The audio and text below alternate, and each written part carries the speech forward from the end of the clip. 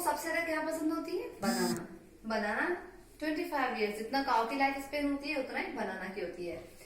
Always remember it is not a fixed, यहाँ से very भी करता है और इनकी डिफरेंट डिफरेंट जो वेराइटीज होती है, ब्रीड्स होती है ना, उनकी भी लाइफ स्पेन डिफरेंट डिफरेंट होती है। जैसे अगर हम एक नॉर्मली क्रॉ की बात करते हैं, इसकी क्रॉ की, तो ये अमेरिकन क्रॉ है जिसकी लाइफ स्पेन 25 ईयर्स होती है। अगर हम हमारे यहाँ के क्रॉ की बात करते हैं तो उसकी 18 ईयर्स समथिंग लाइक दैट होती है। ठीक है, सेम ऐसे काउ में अगर इसका एक्सपेक्टेंसी हम देखते हैं तो 20 से लेकर 22 ईयर्स तक की होती है, लेकिन कंप्लीट लाइफ स्पेन जो होती है वो कितनी होती है इसकी? 25 ईयर्स। लाइफ जो स्पेन होती है ना, वो कोई भी कम्युनिटी का एक इंडिविजुअल जितना भी लाइफ स्पेन कंप्लीट कर लेता है ना, वही उसकी लाइफ स्पेन फिक्स हो जाती है।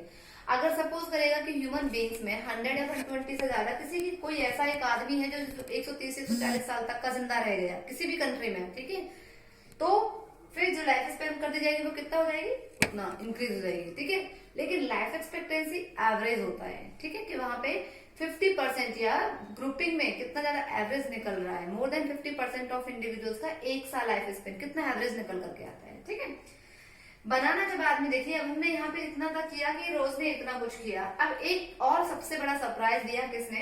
रोज ने अपने हस्बैंड के लिए। वो क्या कि जब दिन में जब ये चला जाता था तो उसके केयर टेकर का काम कौन करता था? गार्डिंग का काम, मतलब कि हाँ एक तरीके से गार्ड वाला काम जो कर रहा है, देख रेख वाला जो काम था वो क्रोकोडाइल कर लेता था। लेकिन रात में तो नहीं करता था ना क्रोकोडाइल, तो वो क्या करता था? रात में मैन को ही करना पड़ता था। ठीक है, क्योंकि यहाँ पे जितने भी आप देख पा रहे हैं सभी के सभी मतलब कैसे हैं, नॉक्टर्नल एनिमल्स तो नहीं है। ठीक है, तो इसीलिए मैन को जानना पड़ता था, दिन भर वो काम करे और रात में वो गार्ड वाला काम करे, तो उसको थोड़ी दिक्कत हो रही थी। ठीक है, इसीलिए उसकी वाइफ ने इतना बढ़िया सरप्राइज दिया कि वो एक ऐसा एनिमल लेकर के आई थी कि वो रात में गार्ड वाला काम करता था। और हम सबको पता है वो कौन सा एनिमल होता है? डॉग। ठीक है, और देखिए जो डॉग की लाइफ स्पेन है, यानी कि ये जो डॉग था ना, समथिंग समथिंग 10 to 12 ईयर्स क्या था? पुराना था। ठीक है, तो ये हमने एवरेज लिखा है, लेकिन अगर हम इसकी लाइफ स्पेन की बात करते हैं तो कितना होता है इसकी? 13 ईयर। लाइफ स्पेन कितनी होती है?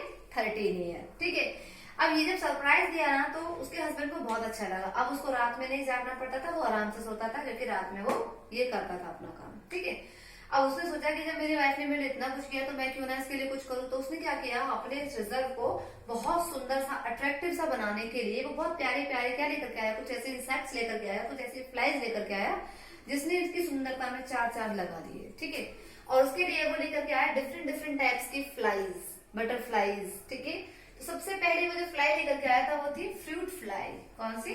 Fruit fly. ठीक है, फ्रूट फ्लाई को हम और भी क्या बोलते हैं? साइंटिफिक नेम क्या है? ड्रोसोफिला मेलेनोगैस्टर। ठीक है, इस फ्रूट फ्लाई का जो लाइफ स्पेन है वो कितना होता है? ये एक मंथ तक क्या रहती है? सरवाइव करती है। 1 मंथ।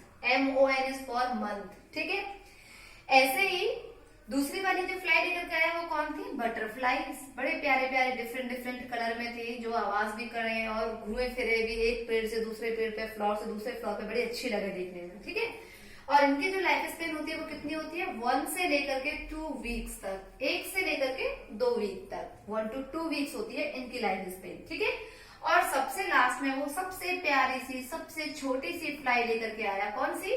मे फ्लाई, जिनकी लाइफ स्पेन कितनी होती है? 1 डे। कितनी होती है? 1 दिन। यानी कि 1 दिन में इनका एग में हैचिंग होता है, हैचिंग के बाद में क्या?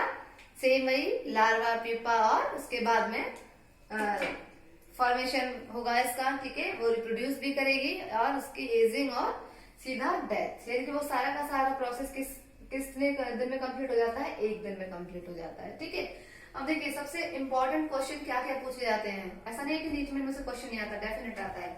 एक तो ये सबसे इंपॉर्टेंट है, पैरट और टॉर्टोइस, इनके लाइफ स्पेन से रिगार्डिंग क्वेश्चन जरूर पूछते हैं। ठीक है, दूसरा ये भी बहुत इंपॉर्टेंट क्वेश्चन है, ये वाला मे फ्लाई। शॉर्टेस्ट लाइफ स्पेन है एनिमल्स का। ठीक है, तो वो कौन है? मे फ्लाई है, जिसकी सबसे कम लाइफ स्पेन है, सिर्फ 1 दिन की लाइफ स्पेन है। ठीक है, अब यहाँ पे ये हमने पढ़ा क्या है? इनकी लाइफ स्पेन है डिफरेंट डिफरेंट। अभी हमने डिस्कस कर ही लिया है कि अब ये इजी है ना आपको याद रखना, कहानी के थ्रू, स्टोरीज के थ्रू हमने इसको कोशिश किया लर्न करने की। किसी को जो रेडवुड प्लांट है 4000 साल से 5000 साल तक की इसके लाइफ स्पेन, इनके वो इतने से लेकर के इतने टाइम तक अपने आप को जिंदा रखता है। ठीक है, पीपल ट्री है 2000 to 3000, बनियन ट्री है 200 to 400 ईयर्स, टॉर्टोइस है 150 years, and parrot 140 years, man की कितनी होती है 100 to 120 ईयर्स, एलिफेंट की 70 ईयर, ठीक है। क्रोकोडाइल 60 ईयर, और रोज की कितनी होती है 5 to 7 ईयर, ठीक है। और यहाँ पे जो हॉर्स है इसकी लाइफ स्पेन होती है 50 ईयर, व्हीट प्लांट की 5 मंथ, राइस 4 मंथ, काउ की होती है 25 ईयर्स, क्रॉप 15 ईयर और बनाना की 25 years, then dog 13 year, then fruit fly 1 month, butterfly 1 to 2 weeks and mayfly is 1 day, ठीक है। इतना हुआ लाइफ स्पेन के बाद में। मैंने आपको एक पॉइंट बोला था कि ना लाइफ स्पेन और लाइफ एक्सपेक्टेंसी दोनों डिफरेंट थिंग्स हैं, ठीक है। लाइफ एक्सपेक्टेंसी हो रही है एवरेज, लेकिन हम यहाँ अगर लाइफ स्पेन की बात करते हैं तो life span will never depends on the organisms या डिफरेंट टाइप्स ऑफ ऑर्गेनिजम्स का लाइफ स्पेन एक ही होगा, ये जरूरी नहीं है। या फिर हम ये नहीं कह सकते हैं कि different if different organisms they having the shape and size alike, यानी कि उन दोनों डिफरेंट ऑर्गेनिजम्स का शेप एंड साइज कुछ रिजेंबल कर रहा है, बट स्टिल उनकी लाइफ स्पेन एक हो, इट इज नॉट कंपल्सन। उनकी लाइफ स्पेन में बहुत डिफरेंस होता है। जैसे कि यहाँ पे पैरट की बात करें और यहाँ पे हम क्रॉ की बात करें, ऑलमोस्ट इन दोनों का साइज कितना है सेम सा ही है ना। पैरट में और क्रॉ के साइज में बहुत बड़ा डिफरेंस नहीं होता है, कुछ सेम से लगते हैं, ठीक है। लेकिन इनकी लाइफ स्पेन में कितना बड़ा डिफरेंस है, ये 140 है और इसकी लाइफ स्पेन ओनली 15 ईयर है, ठीक है। ऐसे अगर हमें फ्लाइज की बात करते हैं तो इनकी फ्लाइज में जो लाइफ स्पेन है वो भी कितनी है, बिल्कुल डिफरेंट है, ठीक है। तो life span will never depends on the size of organisms, size of different organisms, कि डिफरेंट ऑर्गेनिजम्स का साइज सेम है या सेम नहीं है, इससे कोई लेना देना नहीं है, ठीक है। अगर हम यही बात करते हैं कि एलिफेंट सबसे बड़े साइज का होता है, लेकिन उसकी लाइफ स्पेन कितनी है ओनली 70 ईयर्स। अब एलिफेंट से तो छोटा ही होता है ना टॉर्टॉइस, बट स्टिल इसकी लाइफ स्पेन कितनी होती है, बहुत ज्यादा है, 150 ईयर्स है, ठीक है। तो ये है क्या लाइफ स्पेन ऑफ ऑर्गेनिजम्स, ठीक है। अब हम जो नेक्स्ट टॉपिक स्टार्ट करते हैं। अब क्या करते हैं इसी चैप्टर में, इस चैप्टर में हमने सबसे पहले क्या पढ़ा, रिप्रोडक्शन क्या होता है, लाइफ स्पेन क्या होती है, लाइफ एक्सपेक्टेंसी क्या होती है, और उसके बाद में we also study the different organisms उनकी लाइफ स्पेन के साथ में, ठीक है। हमने डिफरेंट ऑर्गेनिजम्स को उनके लाइफ स्पेन के साथ में लर्न किया, ठीक।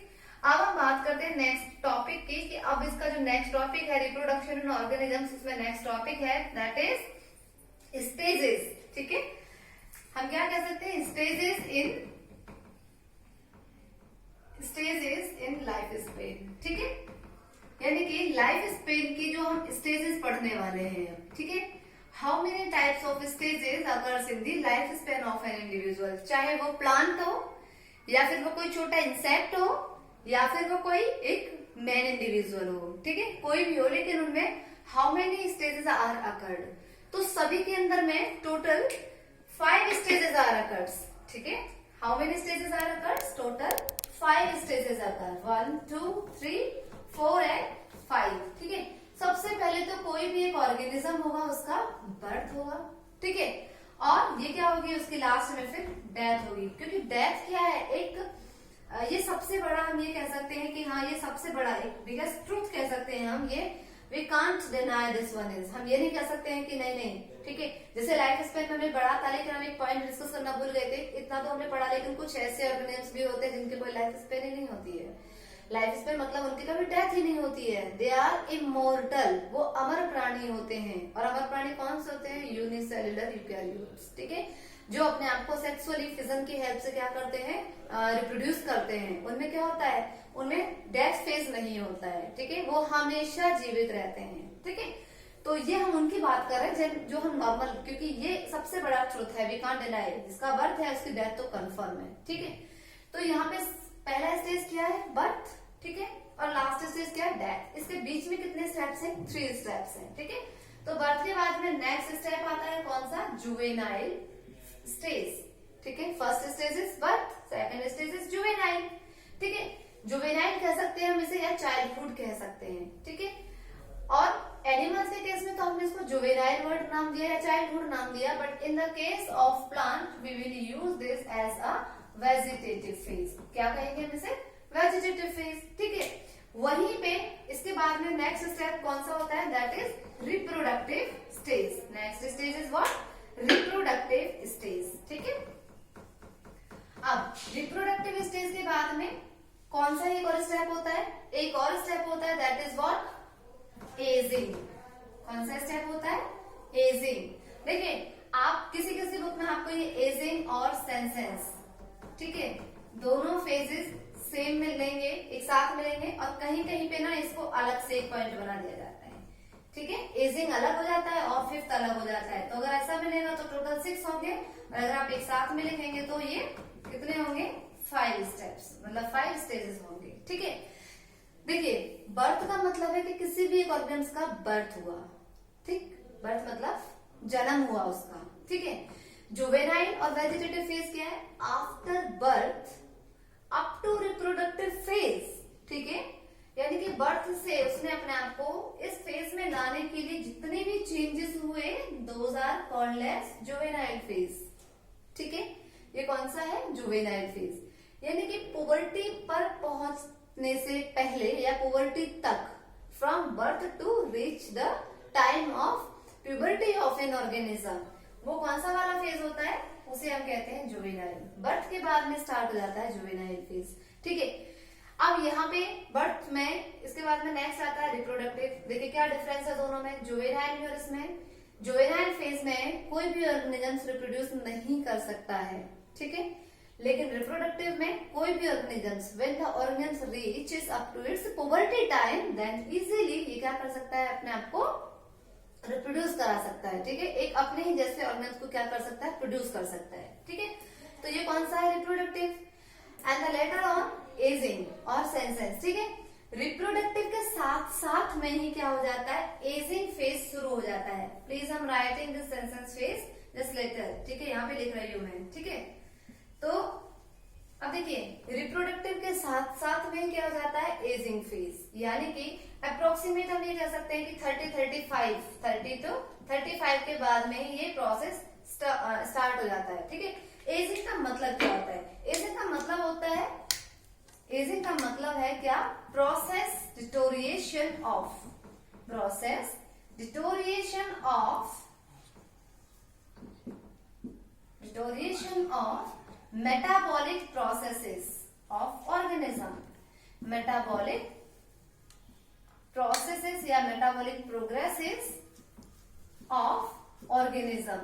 यानी कि जैसे ही एजिंग फेज स्टार्ट होगा, देन किसी भी पर्सन के, किसी भी इंडिविजुअल का जो मेटाबॉलिक रेट होगा वो धीरे धीरे धीरे धीरे कम होना शुरू हो जाएगा, ठीक है। तो एजिंग फेज स्टार्ट हो जाता है यहां से, ये दोनों साथ साथ में चलते हैं, समथिंग लाइक दैट, ठीक है। नेक्स्ट है सेंसेंस फेज, ठीक है। सेंसेंस फेज का मतलब क्या होता है, इसीलिए दोनों को साथ में बोला गया है, ठीक है। यहाँ पे हम ये कह सकते हैं कि कंप्लीटली बुढ़ापा आ गया, ठीक है। एजिंग में ऐसा नहीं था, एजिंग इसके साथ चल रहा था, लेकिन ये क्या करते हैं, जैसे कि अगर सेंसेस की बात करते हैं, एजिंग में भी कुछ ऐसे इंडिविजुअल्स होते हैं, like in the case of human females can be easily reproduce up to its completely up to their menopause time, ठीक है। और मेनोपॉज टाइम पीरियड कितना होता है, 45 ईयर, यहाँ तक भी वो क्या कर सकते हैं, इजीली रिप्रोड्यूस करा सकते हैं, ठीक है। तो हमने इसको क्या बोला, एजिंग का नाम दिया, but after 45 years they can't reproduce, ठीक है। तो वो किस फेज में आ जाएगा, सेंसेस का मतलब था कंप्लीटली ओल्ड स्टेज आ जाना, ठीक है, जहां पर बिल्कुल ही, यहाँ तो धीरे धीरे क्या हुआ, डिटोरिएशन, डिक्रीजिंग हुआ है, ठीक है, लेकिन यहाँ पे कंप्लीटली डाउन हो जाता है, ठीक है। इसके बाद में डेथ लास्ट फेज है, ठीक है। डेथ का मतलब क्या है, एक इरिवर्सिबल परमानेंट चेंज है, ये क्या है, ये इरिवर्सिबल परमानेंट स्टेज, ठीक है। Irreversible, sorry that is of this one is, ठीक है, irreversible permanent stage which leads to death, ठीक है, which leads to death, और death means ultimately death,